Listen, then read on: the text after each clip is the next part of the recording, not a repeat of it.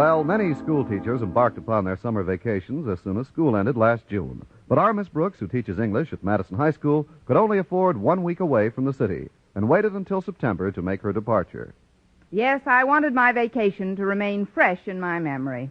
I felt that in the long winter months ahead, I could use some glowing memories to warm my bones.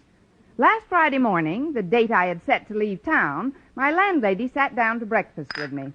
So you're finally going on your vacation, Connie. Yes, Mrs. Davis, I've been looking forward to this for a long time. I know you have, dear. Ever since Mr. Boynton left town 2 weeks ago. You must miss him dreadfully. Me? Miss Mr. Boynton dreadfully? Why? We all know how you feel about Madison's handsome biology teacher, Connie. And it's just a shame that he's so bashful when it comes to women. Oh, I don't mind his being bashful when it comes to women. It's just this one particular English teacher who I mind his being bashful with when it comes to her, usually. Anyway, let's change the subject. All right, Connie. We'll talk about something else. Fine. Mr. Boynton's spending his vacation at Crystal Lake. So what? Mr. Boynton's spending his vacation at Crystal Lake. As far as I'm concerned, he can go his way and I'll go my way. Where are you going on your vacation, Connie? Crystal Lake. It just happens that my picking out Crystal Lake for a vacation was merely a coincidence. As a matter of fact, I simply took a map of some surrounding resort towns and stuck a pin in it. And the pin landed on Crystal Lake? Who knows? I was afraid to look. But Walter Denton's coming over to help me with my bags this morning, and I'd appreciate it if you don't mention Mr. Boynton in front of him. Well, why not, Connie? Walter knows you're fond of Mr. Boynton. Well, I'm fond of Walter, too, Mrs. Davis, but that kid can be an awful tease at times, usually when it's most embarrassing. So do me a favor. When he gets here, I'm just going to Crystal Lake to relax, huh? Okay. Now eat your cereal, dear. I'll go see if... Oh, that's Walter now. The door's open, Walter. Come on in the dinette. Farewell, oh fairest flower of the faculty. And you, Miss Brooks, auf Wiedersehen, goodbye, aloha. Don't push me. I'm going. Miss Brooks is going to Crystal Lake to relax, Walter. That's the only reason in the world she's going there. Just to relax. That's right, Walter. And guess who'll be there to relax with her? Mrs. Davis, please. Oh, I'm sorry, Connie. Well, I'll go get the coffee started. I'll be back in a few minutes. Take your time. Oh, it'll be nice to get away for a while. I've been typing reports for Mr. Conklin till my nails are worn down. Yeah, you've earned a good rest, Miss Brooks. And Crystal Lake is a great place to get it. It certainly is. It's also a great place to nail down Mr. Boynton. He's still vacationing up there, you know. He is? Well, you might not believe this, Walter, but the fact that Mr. Boynton happens to be at Crystal Lake in the Beaver Lodge in room 124 is certainly news to me. Now, tell the truth, Miss Brooks. Since he's been away, has Mr. Boynton called you much? He hasn't called me anything I couldn't repeat in mixed company. Oh, you mean has he telephoned? Well, to be perfectly honest, Walter, Mr. Boynton did phone me about a week ago, but I didn't enjoy the conversation as much as I should have. Why not? Well, Mr. Boynton told me that the desk clerk at Beaver Lodge, Mr. Turner, was quite a snooper, and he used to listen in on the guest telephone calls. Oh, gosh, that's pretty hard to believe in a nice hotel like that. I didn't believe it myself until Mr. Turner cut in on us to deny the whole thing. Well, Turner or no Turner, you ought to phone Mr. Boynton and tell him you're coming up today. Not me, Walter. I want to surprise him. Yeah, but you haven't spoken to him in a week. He might have checked out. Checked out? Sure. But even if he hasn't, you don't have to give the surprise away. Just tell him you called to pass the time of day. Don't even mention that you're driving up. Well, Yo, that's my pal, Stretch Snodgrass, Miss Brooks. He said he was going to come over and say goodbye to you. Oh, I'm quite flattered. Stretch is Madison's most brilliant athlete. Physically, that is. Come in, Stretch. Yeah, I'll go help Mrs. Davis in the kitchen. Stretch is pretty bashful sometimes. He'll probably feel more comfortable if he talks to you alone. All right, Walter. See what's holding up my coffee, will you? Oh, Miss Brooks. Walter told me you was going away, so I just come by to say oof Weezer's end. Oof, Hoozer's end? Weezer's end. Well, that's a word Walter taught me. He told me it means goodbye. Gosh, if oof Weezer's end doesn't mean goodbye, then my coming over to wish you oof Weezer's end must make me out to be some kind of a dummy. But a very nice kind, Stretch. Actually, the word you have in mind is pronounced Auf Wiedersehen. Oh. Well, I never was much good at them French words. I know. English is where you shine. That's because you're my teacher, Miss Brooks. Don't spread it around. Well, I'm sure glad you're getting to go on a vacation. Me too, Stretch. I can use the rest. I'm going up to Crystal Lake for the week. It's a great place to relax. Boy, it sure is. When it comes to relaxing, Mr. Boynton's one of the nicest guys to relax with. Here's your beanie, Stretch. Oof Weezer's end. Before I go, Miss Brooks, I'd like to make a suggestion. If you're going to go up to the lodge, you ought to call Mr. Boynton first. But, Stretch, I don't Well, want it him won't to... spoil the surprise. Just don't mention you're driving up. Just say you called to pass the time of day. This sounds like a conspiracy. Hiya, Stretch. Finished saying goodbye to Miss Brooks yet? Just about, Walter. Yeah, good. Now, if you'll give us the keys to your car, Miss Brooks, Stretch and I'll see that it's all gassed up and ready to go. Fine, here they are, but make it fast, boys. I'd like to get started right after breakfast. Well, don't worry, Miss Brooks. We'll be back in a jiffy. Come on, Walter. You okay, Stretch? Well, hasta la vista, Miss Brooks. Gracias, Walter. Adios, Stretch. Hasta Visalia, Miss Brooks.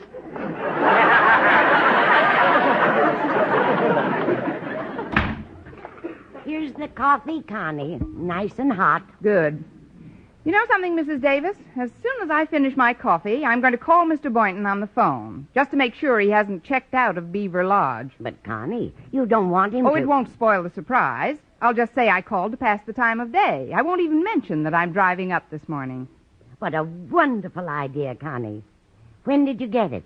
Twice.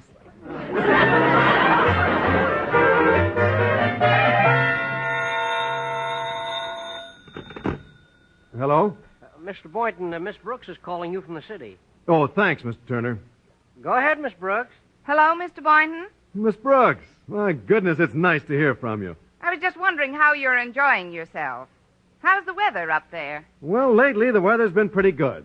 Pretty good, 85 in the shade. Please, Mr. Turner. Well, you can't beat that kind of weather no matter where you go. Mr. Turner, Yes, Miss Brooks? goodbye. Oh, goodbye. Tell me, Miss Brooks, will you be able to get away for a bit of vacation before school opens? Oh, I'm afraid not, Mr. Boynton. Looks like I'll be stuck in the city. Are you planning to stay on at the lodge for a while? Yes, indeed. Planning to stay another week. Oh, it's heavenly here, Miss Brooks. Oh, are the fish biting? Mr. Turner. I caught a whopper this morning, didn't I, Mr. Boynton? Well, it was a pretty good-sized fish. Pretty good. It was just the biggest trout you ever saw. Actually, it was a pickerel. You call a fish with those markings a pickerel? I'm surprised at your ignorance, Boynton. Now, just a minute, Mr. Turner. I happen to be a biology teacher, and I know my fish. Well, you don't know my fish. I've been fishing in these parts for 20 years. 15 of them have gone by since I got on the phone. Now, will you please let me continue my conversation? And who might you be, Missy? The name is Brooks, as in trout. Now, will you please let me talk to my party? Of course, of course. Who was it you were calling again? Mr. Boynton. I'll put you right through. Thanks. Hello, Mr. Boynton? Well, hello, Miss Brooks. Gad, it's good to hear your voice again.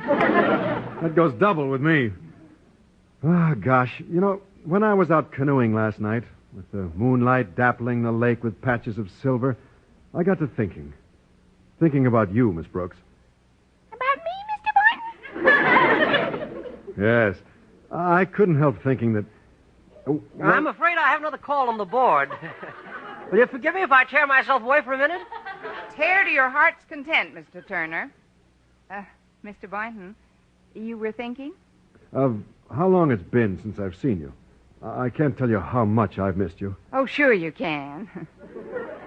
Just tell me quickly before the offstage mystery voice comes back. Come on, Mr. Boynton, tell me. Well, this may sound rather brash coming from me, Miss Brooks, but... Yes, Mr. Boynton?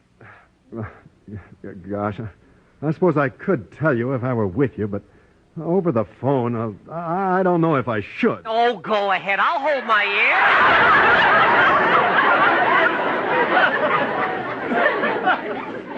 Oh, what's the use? I'll have to tell you some other time, Miss Brooks. I suppose so. But before we hang up, Mr. Boynton, you are definitely staying at Crystal Lake for another week. Well, that's my plan, Miss Brooks. I certainly appreciate your calling me like this. I'll admit I was quite surprised when I heard it was you, but, well, I've always liked surprises. Well, you'd better. I like surprises, too, Mr. Boynton. Well, I guess I'd better say goodbye, Miss Brooks. Oof wheezes at goodbye, Mr. Boynton. Well, what are you trying to do, Boynton? Bust my eardrums? Oh, I'm sorry, Mr. Turner. There's something I've got to tell you right away. I'd like you to prepare my bill. Your bill? Yes, I've decided to drive down to the city and surprise Miss Brooks.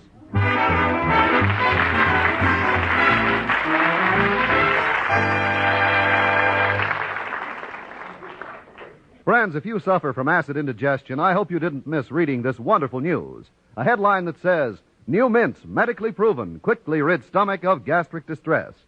That headline is talking about new Bicidol mints. Doctors recommend Bicidol mints because the Bicidol medication acts at once to make painful acid harmless and give you fast 5-way relief. 1. Speeds relief from gas. 2. Sweetens your breath. 3. Gives complete, longer-lasting relief than baking soda. 4. Relieves stomach upset from too much eating, drinking, smoking. 5. Lets you sleep when acid indigestion strikes at night. So don't suffer acid indigestion, heartburn, or gastric distress from excess acidity. Remember, new mints, medically proven, quickly rid stomach of gastric distress. And remember the name, Bicidol mints. Bisodol. Get Bicidol mints for fast relief.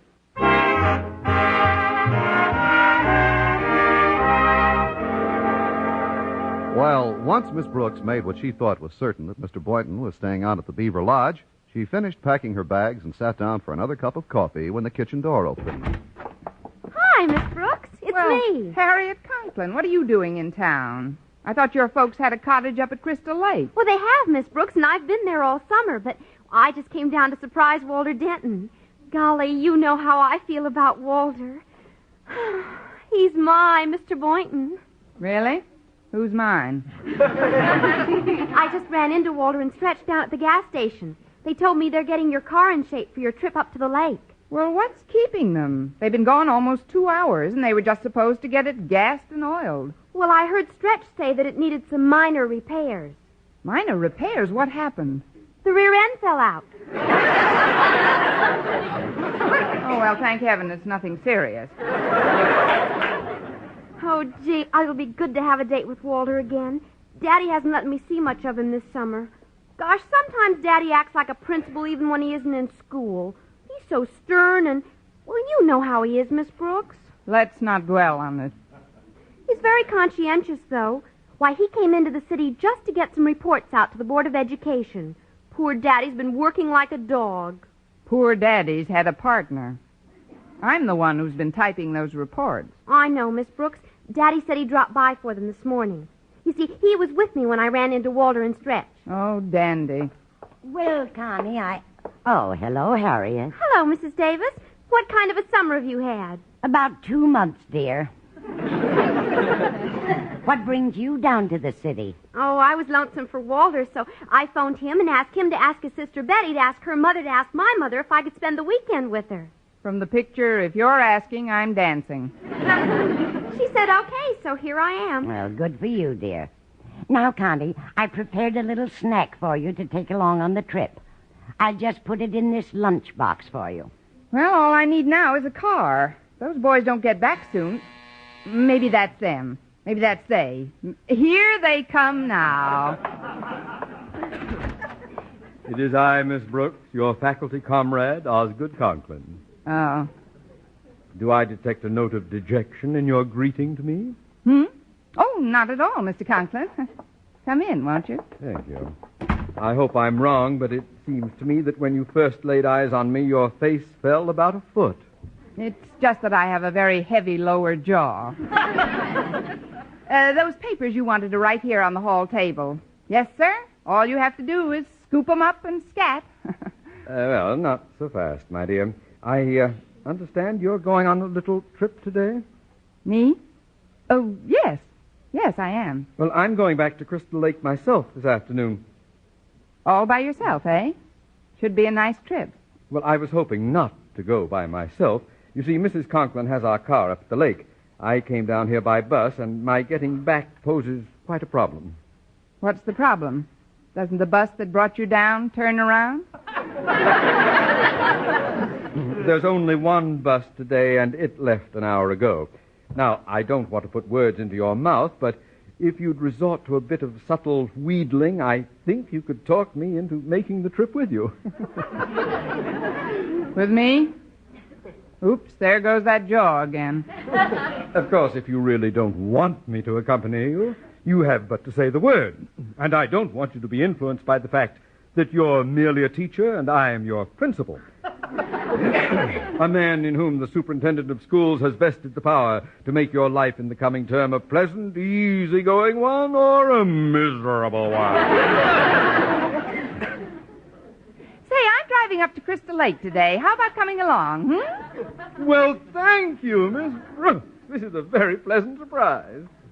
Perhaps you'd better go home and pack, Mr. Conklin. Then when the boys bring I'm already packed. I left my bags out in your driveway so we can stow them away as soon as your car arrives. But I don't know just when that'll be. Walter and Stretch are having it fixed, and... I see. Ah, that's them. That's they. That's... Here they come now. Hiya, Miss Brooks. We got everything all... Oh, Mr. Conklin. You've got a heavy jaw, too, haven't you? Hi, Mr. Conklin. What are you doing in the city? Giving your wife a vacation? Oh, boy, that's a good one. Giving your wife a vacation. Oh, did you hear that, Miss Brooks? Silence! Is the car ready to roll? Yes, sir. We charged the bill, Miss Brooks. Everything's in 1A shippy shape. Hi, Daddy. Glad you finally got here. Walter, dear. Hi, Harriet. Dear. Oh, fudge. Well, Osgood, come on in. Hello, Margaret. We haven't time for the amenities now. I'd like to get started for the lake. Miss Brooks is driving me up. Now, isn't that nice? Yes, it isn't it? Come on, Mr. Conklin. We'll go back through the kitchen. It's closer to the rear of the driveway. Very well. Thanks for getting my car ready, kids. I'll see you in a week. Here's your lunchbox, Connie. Oh, dear, she's out back by now. I'll give it to her when they pull out of the driveway. Come on, Stretch, Walter. Let's all stand at the curb and wave goodbye to him. Yeah, Harriet, come on, okay. Mrs. Davis. Come on. Yeah, I'm coming. Well, here we are. Hello, folks. Why are you all standing out here? Mr. Boynton. What are you doing here? Well, I came down to surprise you, Miss Brooks. She'll be surprised, all right. She's just leaving for Crystal Lake with Mr. Conklin. Yeah, but I don't understand. She said she couldn't get away from... Hey, look! They're pulling out of the driveway now. Goodbye, Daddy. Goodbye, Miss Brooks. Goodbye, Harriet. Oh, Connie, you forgot your lunchbox. Oh, here it is, dear. Oh, thanks, Mrs. Davis. Goodbye, Miss Brooks, Mr. Conklin. Goodbye, Stretch. Goodbye, Stred. Goodbye, Miss Brooks. Goodbye, Walter. Goodbye, Miss Brooks. Goodbye, Mr. Boynton.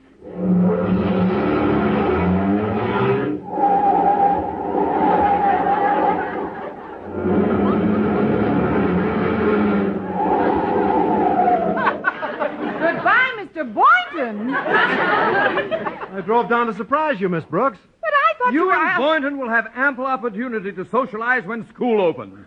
Now drive on, Miss Brooks. But, sir... Goodbye, Boynton!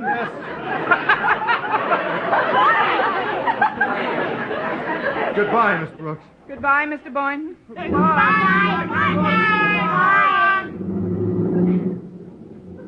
Well, at last we're on our way.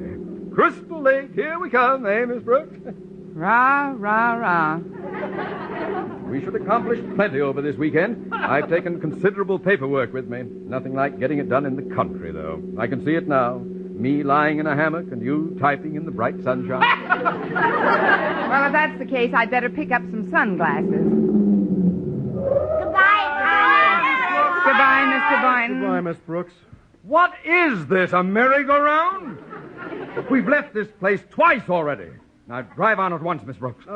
Just a moment, please. There's really nothing to keep me in the city, Miss Brooks, so if there are no objections, I'll be happy to ride back to the lake with you. Well, I have an objection. Overruled.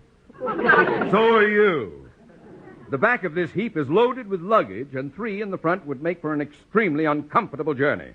Besides, among our luggage, you will note that there is a typewriter, which Miss Brooks and I shall use at the lake for official school business. This, then, is a business trip. Isn't it, Miss Brooks?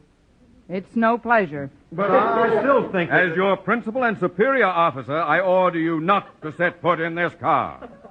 Well, I can't very well disobey an order. Goodbye, Miss Brooks. Goodbye, Mr. Boynton. Well,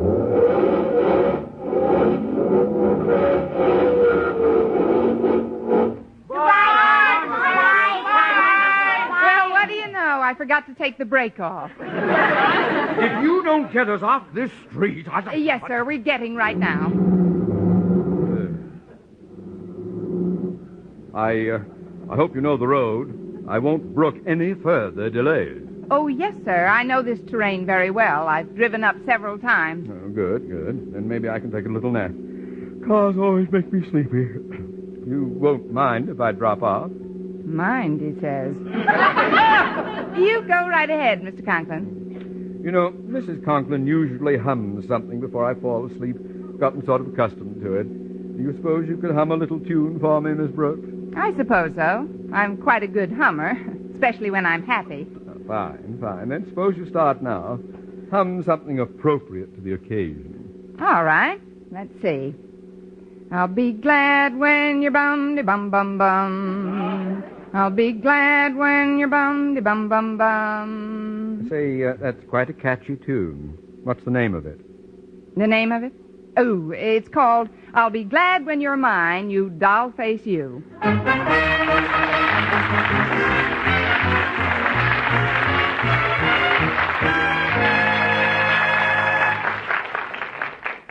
Our Miss Brooks will return in a moment. If you're a driver, pat yourself on the back. For surviving this most difficult summer of highway carnage, you deserve a pat on the back. But you do even better to hold off the self-congratulations until this present holiday weekend is history. Labor Day is your last big test before the official end of summer. Of course, there are more tough driving weekends ahead as people get in their last outings before cold weather. They'll test you, too. On second thought, let's withhold all congratulations until after the first cold snap. We wouldn't want you to get too cocky and celebrate your summer survival with an accident this weekend or on one of the upcoming ones. Satisfied with your performance on the road? Don't stop at that. Work to become a perfectionist on the highway. Be good enough to foresee a possible accident with a driver who is reckless or thoughtless. And give him plenty of room on the road. So when his time comes, it doesn't happen with you in the accident, too. CBS Radio suggests, when driving on our overcrowded highways, especially on these holiday weekends, drive to survive.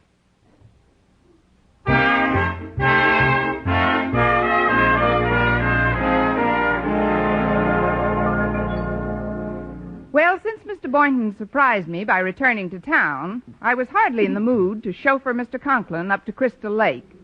But he insisted that I drive, so drive I did.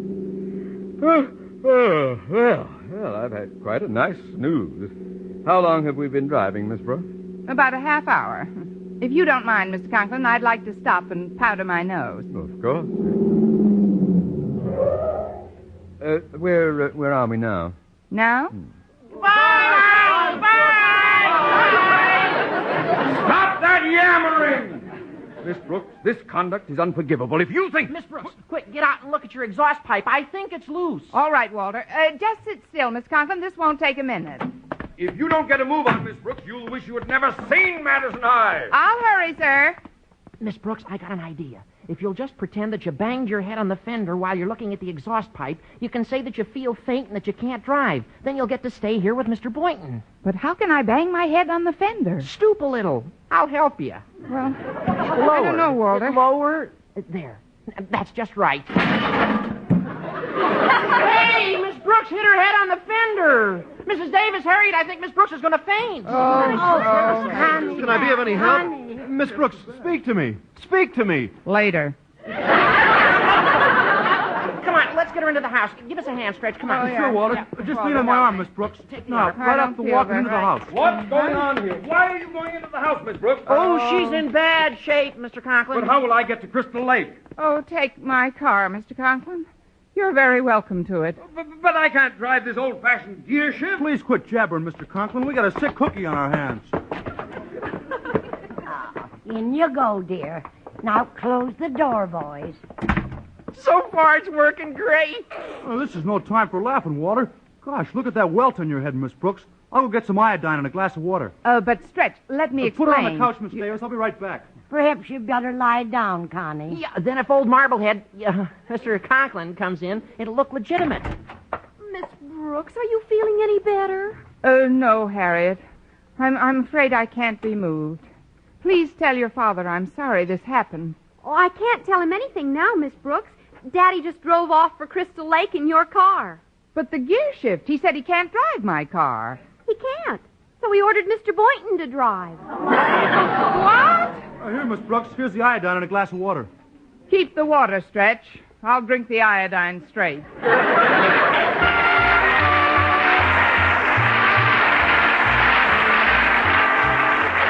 Our Miss Brooks, starring Eve Arden, transcribed, was produced and directed by Larry Burns, written by Al Lewis and Joe Quillen, with the music of Wilbur Hatch. Mr. Conklin was played by Gail Gordon. Others in tonight's cast were Jane Morgan, Dick Crenna, Bob Rockwell, Gloria McMillan, Leonard Smith, and Bob Sweeney. Be sure to be with us next week for another comedy episode of Our Miss Brooks.